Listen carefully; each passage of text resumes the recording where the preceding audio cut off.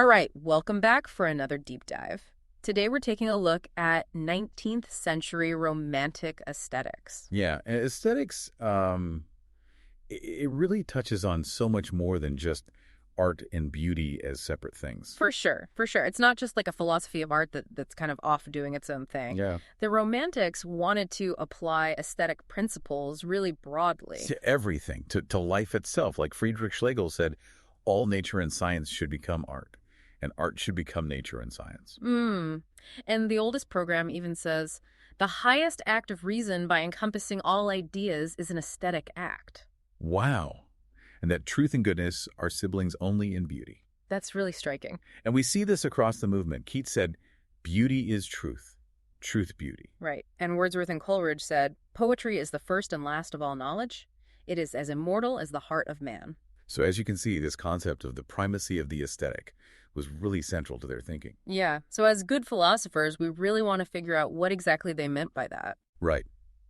What are the philosophical reasons behind this commitment? Okay, so one thing that our source material points out that we should clarify right away for our listeners is this. Yeah. People often think of Romanticism as a reaction against the Enlightenment. Right. And given their emphasis on feeling and beauty, it's easy to see why someone might think that. Like they just threw reason right out the window. Yeah. So was that really the case? Well, not quite. They did depart from some Enlightenment thinking, but calling them anti-rational is really an oversimplification. Okay. So what are some ways that they actually carried on the Enlightenment project? One big one was their commitment to rational and autonomous criticism. Interesting. Schlegel himself actually admired Lessing, who was a big Enlightenment critic, and said that critique is the common pillar on which the entire edifice of knowledge and language rests. Oh, wow. Okay, so they really saw themselves as continuing that tradition of critique. Exactly. Yeah. And they actually relied on a lot of Enlightenment thinkers for a lot of their ideas. Like who? Well, like Kant, for instance. Okay. Think about those ideas we just talked about. Beauty, truth, and goodness. The pursuit of unity and diversity. Imagination. The sublime. These were all developed by Enlightenment thinkers. Okay, so they're working within that tradition. Exactly. They're reinterpreting and transforming these concepts, but not just dismissing them. Okay. And it's also worth pointing out that this idea of bringing feeling back into the picture wasn't totally new. Right. You have this Sturm und Drang movement that came before. Exactly. And the Romantics shared their emphasis on feeling. Right. But they didn't just stop there. Schlegel actually criticized thinkers like Jacobi, who seemed to renounce reason entirely. Okay. He said that a true philosophical spirit is defined by striving towards truth and knowledge. So they weren't content with just feeling. They wanted something more than that. Yeah, they wanted to synthesize reason and sensibility, to understand how reason could be passionate and passion could be rational. Wordsworth wanted a conjunction of reason and passion in his poetry. I see. And Coleridge admired Wordsworth's ability to combine deep feeling with profound thought. Okay, so it's about balancing those things. Exactly. Yeah. They wanted to use the capacities we use for art and aesthetics to supplement reason, not to replace it. Interesting. Holderlin said that you can't deny either freedom or determination, the infinite or the finite, without diminishing our humanity. We need both. Okay, I see. So their critique of reason wasn't about reason as such. Right. It was about certain ways that reason was being used, like when it tried to create these rigid systems that couldn't actually account for the complexity of the world. Right. And they used aesthetic and artistic and literary devices to point this out. Okay, so what are some examples of that? Well, consider the concepts of romantic poetry and romantic irony. These were like philosophical instruments for them. Okay, so let's dig into that. Starting with romantic poetry, what exactly did they mean by that? Well, Schlegel, the guy who came up with the term, didn't think of it as a genre. It wasn't a specific type of poetry. Yeah. He said that all poetry is or should be romantic. And what makes it romantic is its self-awareness. It's constantly reflecting on itself, its own conditions of possibility, its relationship to what it portrays. So it's not just about what the poem is about, but it's about the poem being aware of itself as a poem. Exactly. Right. That's why he called it transcendental poetry, a poetry and a poetry of poetry. Wow. It's like poetry doing philosophy on itself. Okay, and what about romantic irony? Well, romantic irony is about self-restriction. Self-restriction, what do you mean? It's about knowing that your own perspective is limited, that you can't see the whole picture. Okay. Schlegel thought this was essential for human existence. He said that if we don't restrict ourselves, the world will restrict us. Interesting. We'll become slaves to our own limited viewpoints. I see, I see. So by acknowledging our own limitations, we actually free ourselves. Exactly. And it keeps us from becoming dogmatic. Right. Like that's the real danger. Yeah. Romantic irony is about constantly questioning your own assumptions, realizing that there are other ways of seeing things. Okay, I'm starting to understand. And this is where Hegel comes in to criticize them, right? Right. Hegel thought that this kind of irony could lead to just a free-floating subjectivity. Like you're just lost in your own perspective with no ground to stand on. Yeah. But the Romantics would say that irony itself is a form of discipline. It's a practice, like a spiritual practice. So it's not just about being flippant or detached. It's about a genuine commitment to understanding the limits of your own knowledge. Exactly. Schlegel even said, don't exaggerate self-restriction. Okay, so it's a balancing act. Right. It's about being humble, but not giving up entirely. Okay, so we've talked about romantic poetry and romantic irony. Yeah. These were kind of their tools for critiquing certain uses of reason. Right. But they were also concerned with bigger philosophical questions, especially epistemology and metaphysics. Yes. And their interest in art and aesthetics is really tied up with these concerns. Okay, so how does that work? How does aesthetics help us understand knowledge and reality? Well, they were really interested in this idea of the absolute. The absolute. Yeah, this concept of an ultimate ground of being encompassing everything. Yeah. They got this from Kant and Spinoza. So like the totality of everything. Exactly. All of reality, physical and mental, wrapped up in one. Okay, so how does this connect to aesthetics? Well, they believed that the absolute was ultimately beyond our ability to grasp conceptually. Why not? They thought all knowledge involved conceptualization, which meant putting conditions and limits on things. Right. But the absolute, by definition, is unconditioned, so you can't really know it in the normal sense. That's a problem. So how can we approach it? They thought that aesthetics, art, and feeling, these were the keys to getting closer. I'm intrigued. Well, they pointed to things like aesthetic pleasure, the feeling you get from poetry, a longing for the infinite, all these non-conceptual experiences. I see. Like those moments where you feel a sense of connection to something much bigger than yourself. Exactly. And they also use tools like romantic poetry, irony, allegory, myth. These can help us get closer to this. Okay, so, but if we can't know it conceptually, how do these things help? What makes aesthetic engagement so special? Well, let's talk about feeling first. Okay. Kant said that aesthetic pleasure is the only representation that can never become an element of cognition. But both he and the Romantics thought this didn't mean feeling is irrational. Okay. They said that aesthetic feeling is actually grounded in a universal mental state, the free play of our imagination and understanding. I see. So it's not just random, it's based on something shared. Exactly. And it's a response to claims that beautiful objects make on everyone, not just a personal opinion. And so they saw this as a way of getting at something real without relying on concepts. Okay, and this brings us back to poetry. Yeah. Schlegel said, not art and artworks make the artist, but feeling and inspiration and impulse. So the artist is driven by something deeper than just technique. Right. And Wordsworth said, poetry is passion, and that all good poetry comes from the spontaneous overflow of powerful feelings. Wow, powerful stuff. And that's why the Romantics wanted philosophy to become more poetic, to include these feeling states, not just logic and concepts. Okay, I'm starting to see how it all fits together. So feeling is one way. What about sui generis normativity? Ah, yeah. This one is really interesting. It sounds very philosophical. Break it down for us. So sui generis means of its own kind. Okay. And in this case, it means that art and aesthetic appreciation create their own norms, their own laws, so to speak. Schlegel called poetry a law unto itself. I see. And they thought this made art a really good model for understanding the absolute, because the absolute also can't be judged by external standards. So we can't apply our pre-existing categories to the absolute. We have to let it reveal itself on its own terms. Exactly. Like a good critic who approaches a work of art openly. Right. He said you can't judge a work of art based on some external set of rules.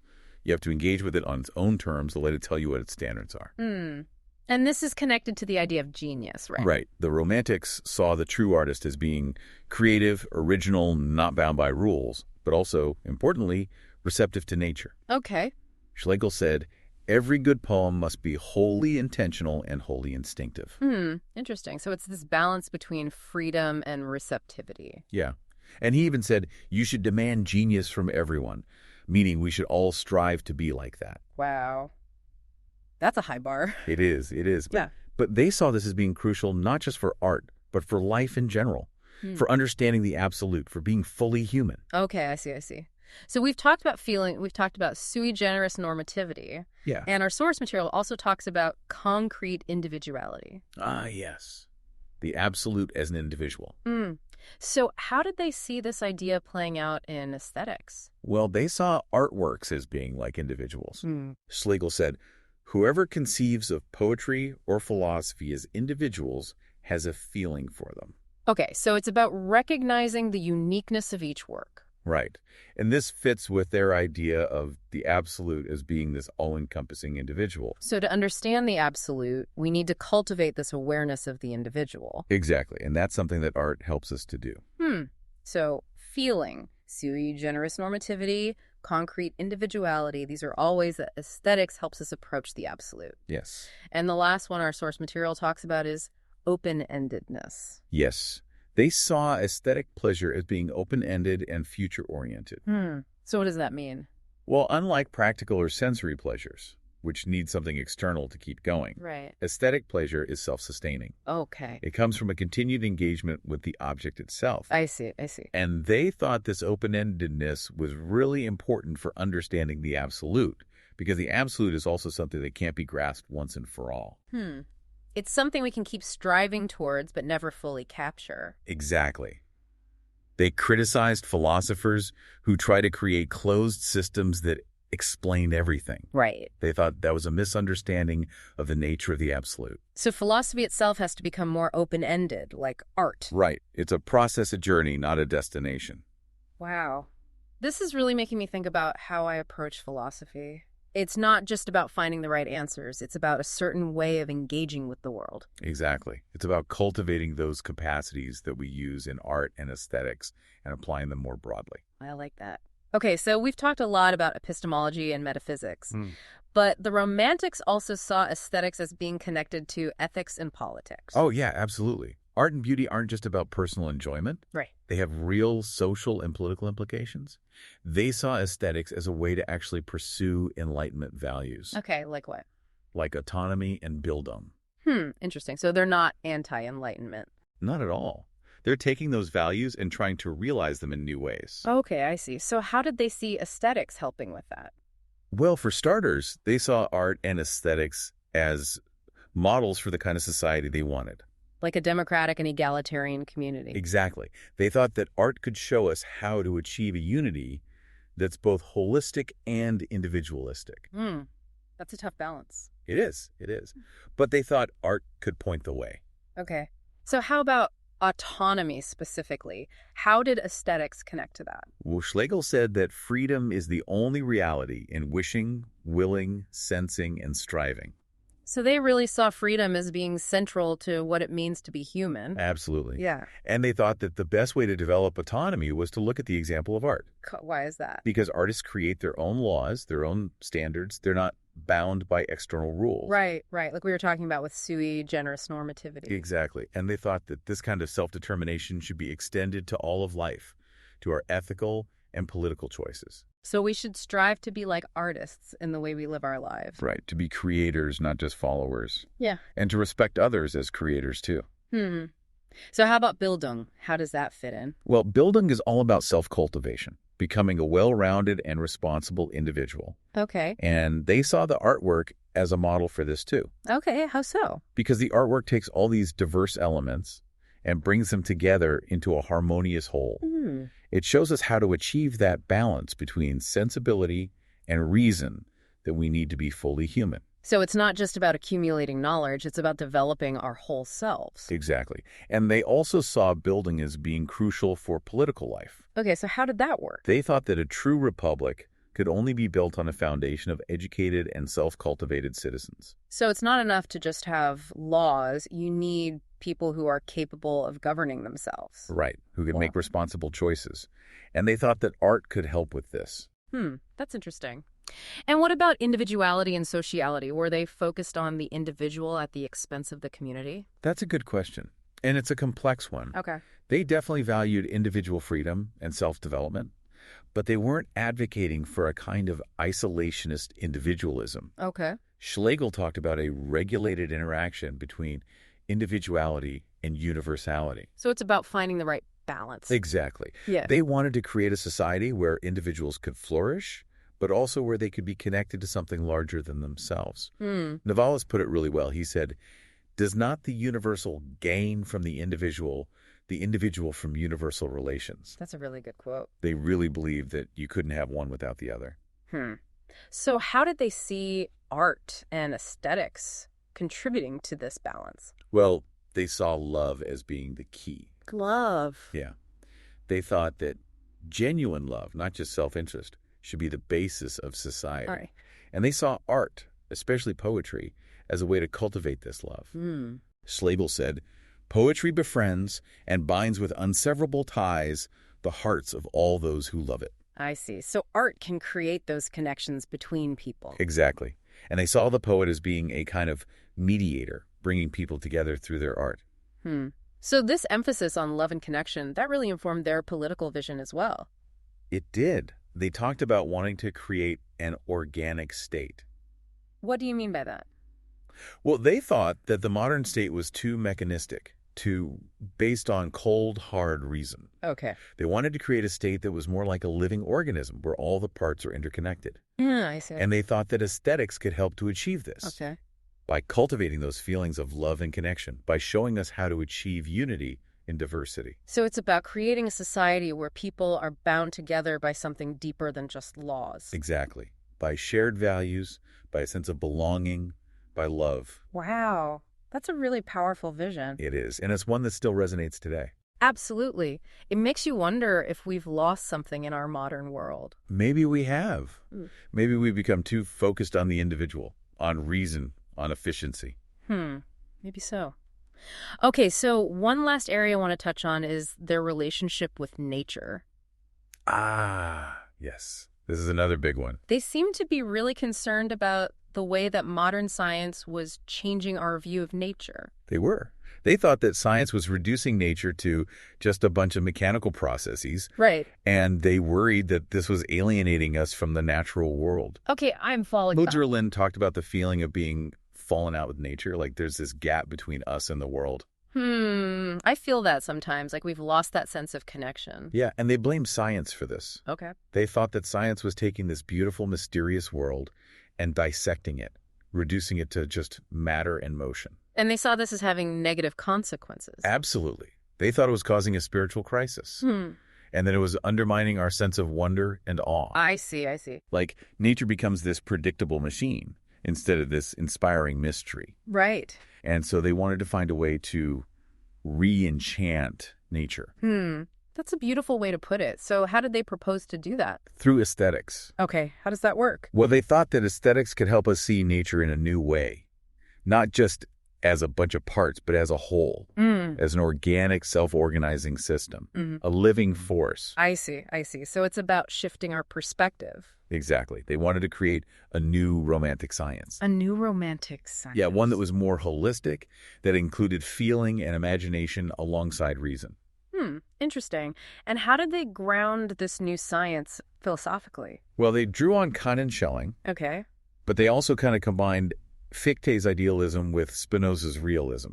That's a pretty wild combination. How'd that work? Well, they took Fichte's idea of freedom and extended it to nature. Okay. And they took Spinoza's idea that mind and matter are two sides of the same coin. So they're seeing nature as being both physical and mental. Exactly. It's not just this inert stuff out there. It's alive. It's expressive. I see. And this is where beauty comes in. Okay, how so? Well, they thought that the beauty of nature and the beauty of art could help us see this organic unity. Muvala said, the transcendental poetry of the future could be called organic. So they're seeing art and nature as being connected in some deep way. Absolutely. They thought that both art and nature are self-organizing wholes, Okay. where the parts in the whole are interdependent. Schlegel talked about how Every whole can be a part in every part really a whole. So it's about seeing the interconnectedness of everything. Exactly. And they saw beauty as being a kind of signpost pointing us towards this unity. Mm. Like when we experience beauty in nature, it inspires us to see the purposiveness of the natural world, Okay. to see that it's not just random and chaotic, but that there's an underlying order to it.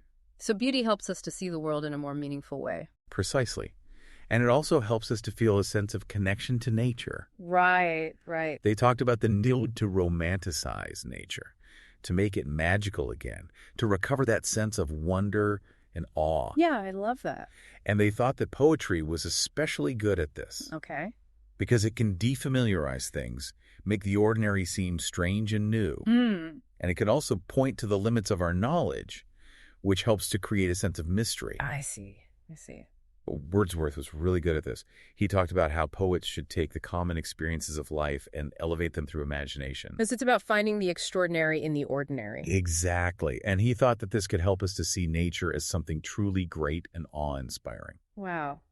I'm really inspired by this romantic vision. It's so holistic and connected. It is. Yeah, And it's something that we can still learn from today. I think so too. Okay, so as we wrap up, I just want to touch briefly on the romantic legacy. Okay. Some people see them as being precursors to postmodernism. Right. But our source material points out that there are some important differences. Yeah, the Romantics were skeptical of systems, but they still believed in reason. Okay. And they were interested in the fragmented nature of experience, but they still longed for unity. And most importantly, they believed in this idea of the absolute. Which is something that most postmodernists would reject. Exactly. So while there are some similarities, there are also some key differences. I see. So how do we make sense of their legacy? Well, I think the best way to understand them is to see them as trying to create a new way of engaging with the world, one that combined reason and feeling, individuality and sociality, art and science, humanity and nature. Yeah, that's a really good way to put it. They were trying to bridge those divides that we still struggle with today. And I think their work is still relevant to us. I agree. They offer us a different way of seeing things, a different way of being in the world. Well, on that note, I think we've covered a lot of ground today. You have. It's been a great conversation. Yes. Thank you so much for joining me on this deep dive. My pleasure. And to our listeners, I hope this has given you something to think about. Yeah. Keep exploring. Until next time. Bye.